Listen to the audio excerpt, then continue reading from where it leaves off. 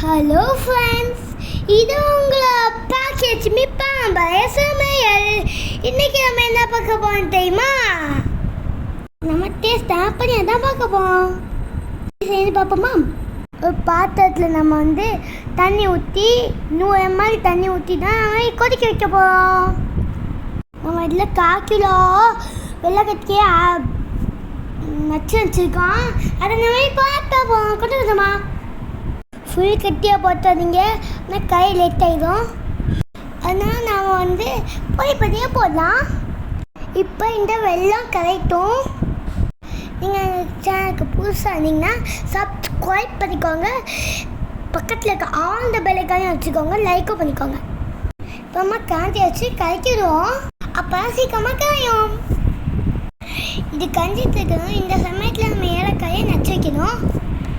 ஒரு ஏலக்காவே நம்ம எடுத்துப்போம், அப்போ தான் வாசமாக இருக்கும். இந்த மாதிரி நச்சு பொடி வச்சுக்கோங்க. மிக்சியில் பொடி அரைச்சி வச்சுருந்தாலுமே அதையும் யூஸ் பண்ணலாம். நீங்கள் மிக்சியில் அரைக்கா இருந்தால் சீனி போட்டு அரைங்க, அப்போ தான் அது நைஸாக அரையும். அது இந்த மாதிரி தட்டி போட்டுக்கலாம். இப்போ எந்த பழத்தில் வெளுக்கட்டி பாவு இருக்குன்னு சொல்லேன். அதுக்கு முன்னாடி நம்ம ஆட்டி வச்சுருக்க பனியாரமாவை ஏற்றுக்கலாம். ஃபுல்லாக இருக்க வேணால் நம்ம தேவைக்கேற்ற மாதிரி நம்ம எடுத்துக்கலாம். எப்படி ஆட்டும் பக்குவத்தை நாங்கள் எங்கள் சேனலில் போதும், நீங்கள் போய் பாருங்கள். மாவை நம்ம நேரம் போய் தச்சு நம்ம எடுத்துருக்கோம். நல்லா பொங்கி வச்சு இதை காண்டி வச்சு கிளறிடுவோம். பக்குவத்துக்கு வந்ததுக்கப்புறம் நம்ம காய்ச்சி வச்சுருக்க வெள்ளாமை இதை ஊற்றணும். அதுக்கு முன்னாடி இந்த வெள்ளை பக்குவம் இதான். நம்ம கையை எடுத்து பார்க்கும்போது ஒரு கம்பி பதம் வரணும். இந்த வெள்ளத்தோட பக்குவம் வாங்க, அதை நம்ம மாவில் ஆட் பண்ணுவோம். நம்ம வெள்ளத்தை காய்ச்சும் போதே நம்ம தட்டி வச்சு ஏலக்காயை போடணும். அந்த ஹீட்லேயே அது வாசமாக இருக்கும். நம்ம தட்டி போகும்போது இந்த வெதை எல்லாமே நனைஞ்சிருக்கணும். வாங்க இந்த மாவில் ஆட் பண்ணுவோம். வாங்க சூப்பராக இதை ஊற்றி இது கொஞ்சம் கொஞ்சமாக கிளறி விடணும். வெள்ளைக்கட்டி பாவை ஊற்றும் போது ஆச்சரம் ஊற்றணும்.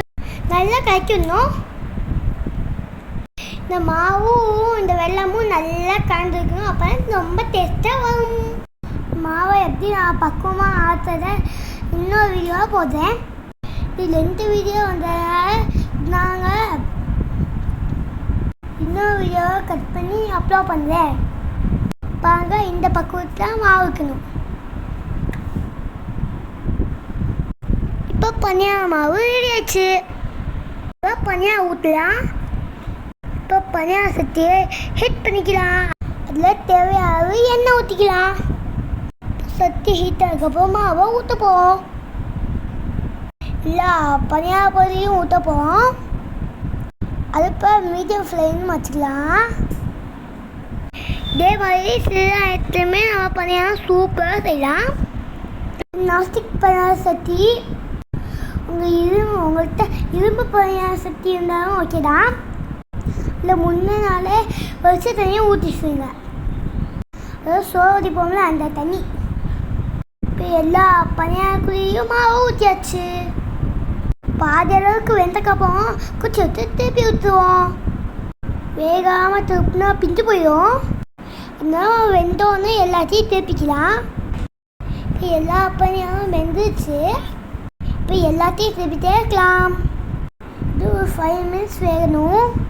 குச்சியை குத்தும் போது அந்த குச்சியில் மாவு ஒட்டக்கூடாது. இது நல்லா வெந்துச்சு. இப்போ ஏற்றலாமா? பாருங்க, சுவையாக பனியாரம் வரப்போகுது. இந்த காம்பினேஷனுக்கு தேங்காய் சட்னி, கார சட்னி நல்லாயிருக்கும். இப்போ எல்லா பனியாரத்தையும் எடுத்தாச்சு. ரொம்ப நாள் வேகப்பட்டாடிங்க கறிக்க போயிடும்.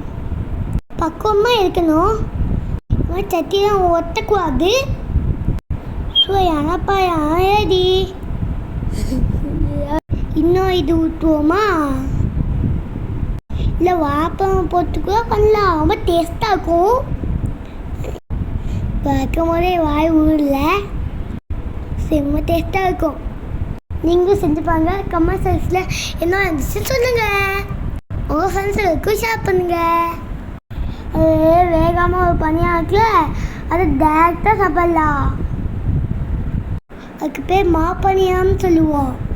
ரொம்ப டேஸ்ட்டாக இருக்கும். அதை நீங்களும் ட்ரை பண்ணி பாருங்கள். தேங்காய் சட்னியாக காம்பினேஷனாக வச்சுப்போம். Thank you for your support. Thank you.